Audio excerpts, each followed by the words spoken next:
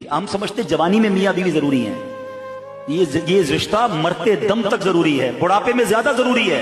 ये एक दूसरे के दुख दर्द के साथी होते हैं, इनका उठना जल्दी होता है, इनका सोना जल्दी होता है, इनके बहुत सारे मामूलात एक दूसरे से जुड़े हुए होते हैं। शरीके हयात पहले चली जाए ना, मर्द टूट के रह जाता है। अच्छा, मर्द चला जाए, औरत जिंदगी गुजार लेती है, क्योंकि उसको बच्चों को, कई बेवा औरतें हैं जिन्होंने अपने बच्चों को बड़ा किया है, क्योंकि उनको तू घर संभालना आता है, मर्द को नहीं आता।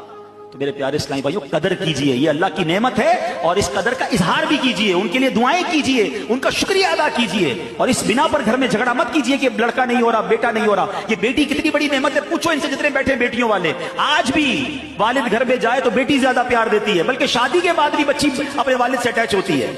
तो ये बहुत बड़ी नेमत है, घर की रौनक है। लोग कहते हैं बेटा नहीं होगा तो रिस्क का क्या होगा, फिर किधर गया तुम्हारा ईमान। मैं जानता हूं 4 बच्चियों के वालिद से, हमारे रिश्तेदार हैं, 4 बेटियां, एक भी बेटा नहीं है। कहते यार जब जब बेटी अल्लाह ने दी, ऐसा रिस्क दिया, मेरी तो अकले हैरान है माल किधर से आ रहा है।